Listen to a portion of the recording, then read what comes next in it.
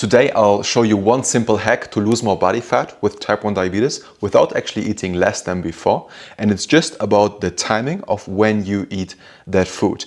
Specifically, it's about the carbohydrates. And as you know, right, with your type 1 diabetes, carbs or sugar is the main thing that affects our blood sugar. That's when we need to inject the most insulin. And that's why talking about that carb timing today, which then affects how much insulin you need, will be a super important topic and something that you can use to make more progress without actually putting in more effort, but making sure therefore you're losing more body fat. Okay, so point number one will be the portions throughout the day and the amounts throughout the day.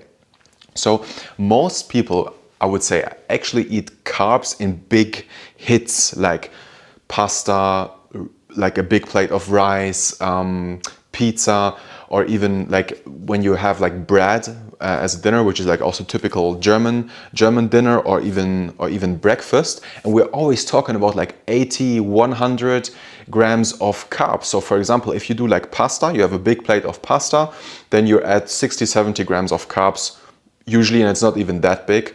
Then you add some sauce like tomato sauce, which also has sugar, especially if it's like bought from the grocery store, has another 10, 20 grams. And then maybe you eat something next to it which has a bit of carbs potentially, but you're at least at like 100 grams of carbs. So that's a lot. And if you're not perfectly timing your bolus for that, then right, your blood sugar will go very high.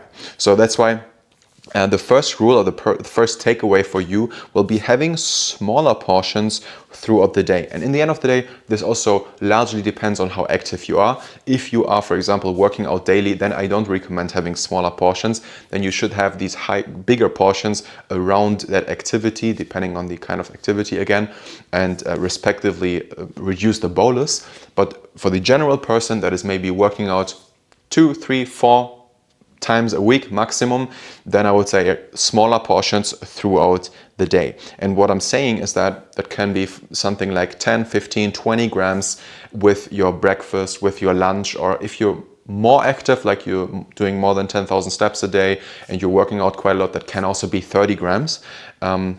If you're coping well with that. 30 grams, to give you an example, would be 50 grams of oats. For example, if you do like oatmeal or even polenta, like cornmeal, then there would be 40 grams of polenta, to give you some more tangible example. That can also be with your breakfast or lunch, 1 or 2 pieces of fruit. That can be a handful of potatoes or even a bit of sweet potato. And then you're around this 10, 15, 20-ish gram number. So like tinier portions of that. And when we're talking about these kind of things, I wouldn't necessarily recommend having rice or pasta throughout the day, because that is, of course, very quickly is more than 20 grams of carbs, as you can imagine. And the nice thing about having like that low amount of carbs, you will need very little insulin, depending on your carb factor. In my case, my carb factor is 1, right? Pretty straightforward. So for 10 grams of carbs, I need 1 unit of insulin, which means if I have like an apple that weighs 120 grams, then I would have 15 grams of carbs. And with that, for example, we're talking about a snack. I also have 2 boiled eggs, and I just inject for the apple, right? 15 grams of carbs, 1.5 units of insulin, depending on what I'm doing. And then that will be it. And then also the eggs will have enough insulin to be metabolized and stored in the body, right? The nutrients. So the first one is the smaller portions to reduce the amount of insulin that you need. Because again, right, generally goal is always to reduce the amount of insulin that you need, because then the management becomes easier.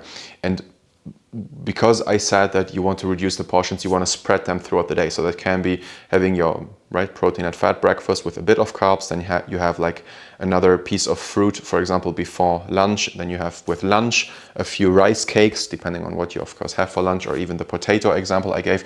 And then in the afternoon, another piece of fruit, for example. Okay, and then you would have spread these throughout the day a bit more, as opposed to, for example, having cereal in the morning with 80 grams of carbs, and then for lunch just having a salad, and then having carbs again for dinner. Then you have like this big 80 grams carb hit for breakfast that will do this with your blood sugar instead of spreading it, as I just said, throughout the day in smaller portions. Okay, so the same amount of carbohydrates throughout the day then lead to smaller or ideally no roller coaster at all. Second point, right? So that was the first of the three I want to cover today, is having carbs around your movement. So this one is super interesting, especially in case you then, for example, have more carbs. But I'll give you an example, right? I walk 15 minutes to my gym here in Berlin. And what I like to do is have some carbohydrates before my training. And then I already know, since I'm walking to the gym, this will need sometimes even more carbohydrates than the strength training itself, depending on what kind of strength training that is. And then I just inject a tiny bit of insulin. I have a banana and a small oatmeal, for example, or a banana and a protein bar. And then this carries me through my whole training session, and I just need like a tiny portion of insulin. That is something that you need to test for yourself. Say, for example, you have like a salad with chicken and a bit of potato for lunch, and then afterwards you always take a walk. You take the walk right after lunch. In that case, you would need to see, maybe you just need 75% of the usual insulin, so it reduces your carb factor respectively, or 50% of the insulin, so something that needs to be tested. What I would say from my experience, it's anything from 50% to 80%, because that it also depends on how you take a walk. If you live on a hill and you need to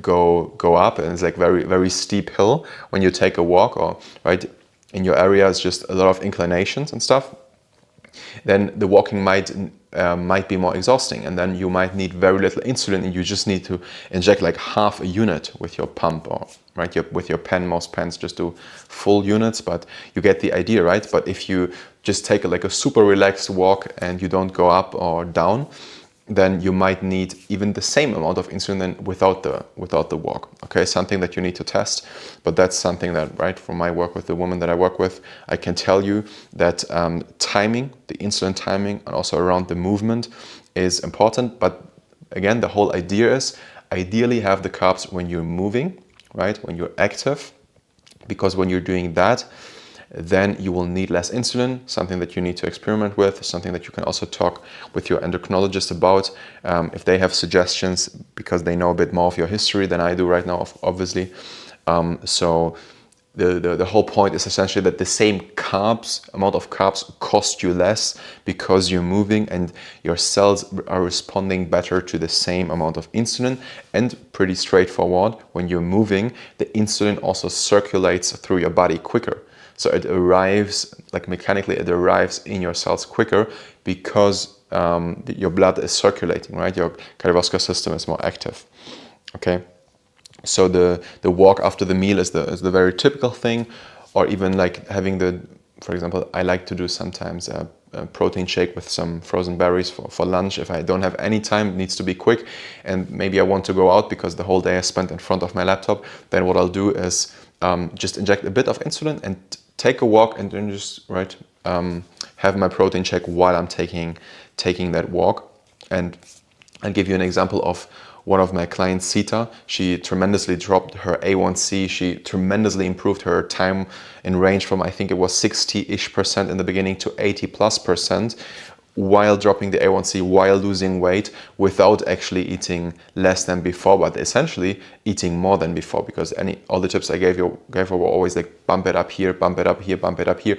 So back to my point, it's very rarely about like really eating way less, depending on where you're coming from. It might be that you're overeating calories, can always be the case, of course, but a lot of times it's really, especially with type 1 diabetes, if you're already watching the food, already trying to eat less, actually have the carbs because you need them, but right, match them with your activity level so that you need less insulin for them. That is, for me in the beginning, more interesting than how much carbs you have. So match them with what you're doing so that then relatively you need less insulin. That's also what Sita did, and therefore also removed her midday dip, 5 p.m. before she wouldn't be able to focus at work and do her freelance work on top of her full-time job anymore. But then, right, upon her improving her A1C, her time in range, she suddenly didn't feel sleepy anymore after lunch, but actually energetic, could do things in her private life, but also work more, be more focused. So that's a huge game changer. So we're not really just talking about weight, but also the first thing you should feel this, the first lifestyle change that you should feel here is actually your energy and mental focus, because that's impacted by the blood sugar swings. Point three, it's a quick one today. Point three, also really straightforward, is the timing at night. That's a question I get a lot. People ask, oh, I've heard I shouldn't eat any carbs at night. I do recommend having carbs at night because it will help you wind down, right? The carbohydrates are responsible for certain neurotransmitters that help your nervous system wind down and help build the deep sleep hormone melatonin. So that's why I actually do recommend having carbs at night, especially if you're active throughout the day. And if you actually did a strength training session, then having carbs after that can really be beneficial. When it comes to, because that's something that I think actually most endos know about and give you tips about, that's at least what I was told back in the day. When it comes to strength training, you need to be a bit cautious.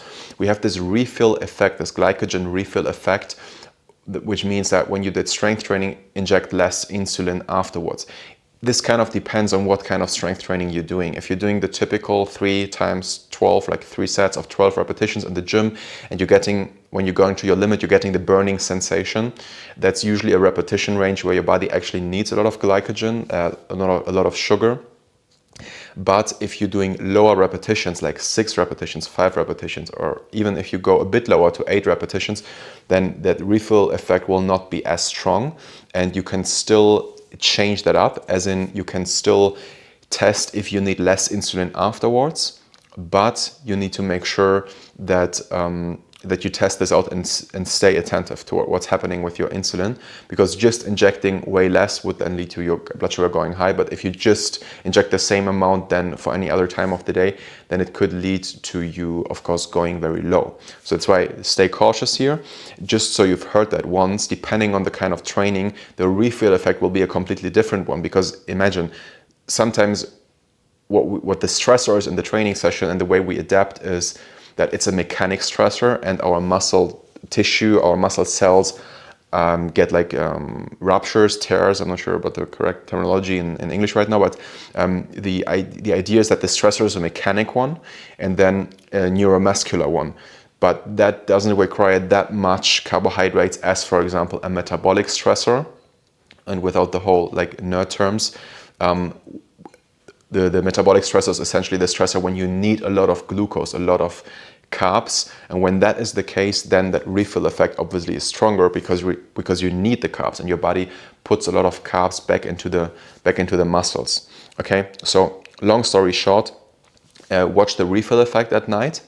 And the main point here with the carbohydrates at night is have carbohydrates at night. Yes, especially if you're working out a lot and strength training a lot, but have them 4 hours before bed.